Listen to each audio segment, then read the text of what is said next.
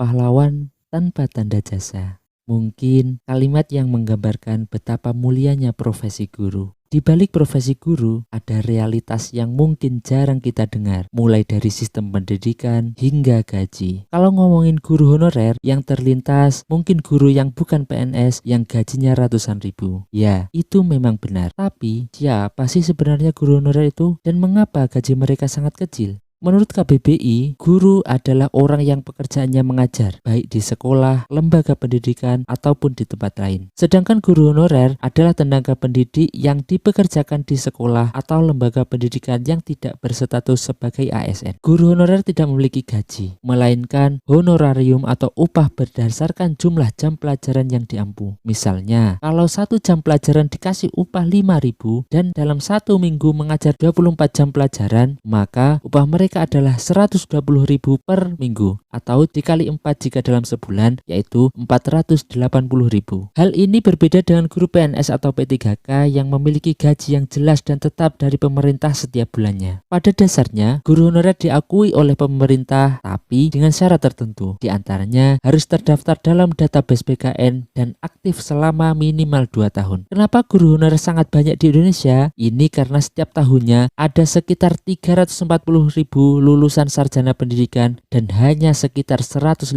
penyerapan tenaga kerja guru per tahun. Ketidakseimbangan antara lulusan pendidikan dengan penyerapan guru membuat kesenjangan antara pelamar dan peluang yang tersedia. Profesi guru honorer banyak menjadi pilihan alternatif karena belum diterima atau mendapatkan pekerjaan yang diinginkan. Kenapa hal ini bisa terjadi? Karena untuk menjadi guru di Indonesia, kualifikasi dan persyaratannya sangat mudah dicapai. Bahkan banyak yang bukan sarjana pendidikan bisa menjadi guru. Hal ini diperparah dengan sistem perekrutan yang banyak melalui titipan orang dalam yang berharap kerabat atau anggota keluarganya itu suatu saat bisa jadi PNS kalau masuk honorer. Padahal banyak yang gak punya kompetensi dan tidak kuliah di jurusan pendidikan.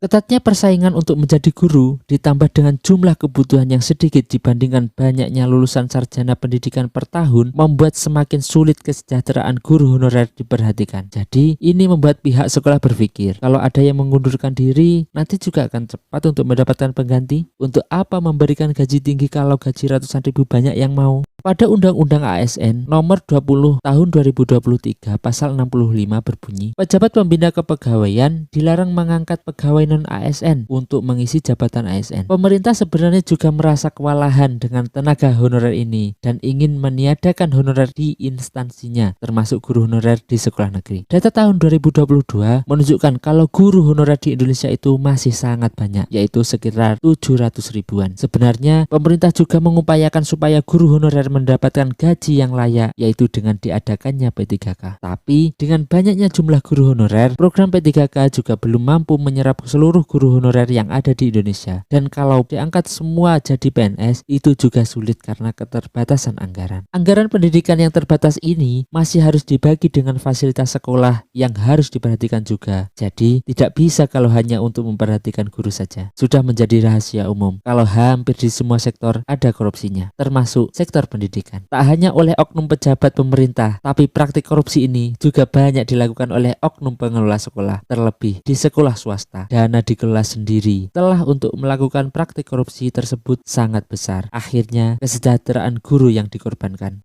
Aja nggak usah kaget. Oke, 150 ya. 150. Kosong ya, say. Sebenarnya, kalau ngomongin masalah pendidikan di Indonesia, itu adalah masalah yang sangat rumit. Mulai dari sistemnya, kurikulum yang ganti-ganti, kesejahteraan guru, bahkan calon guru pun yang masih mahasiswa itu diajarkan untuk membuat RPP dan administrasi yang lainnya. Padahal ketika mereka sudah lulus, sistemnya sudah berubah dan yang diajarkan di kampus sudah tidak relevan lagi.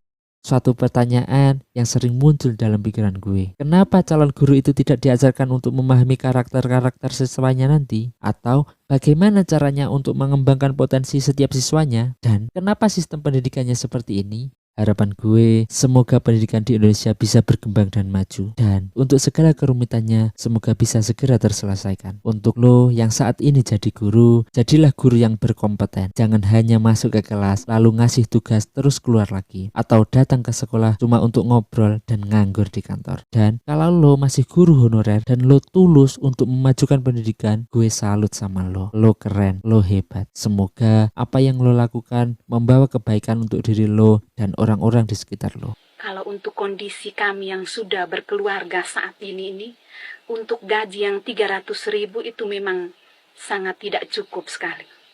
Tetapi mau bagaimana, demi anak-anak, tugas kami tetap jalankan seperti biasanya.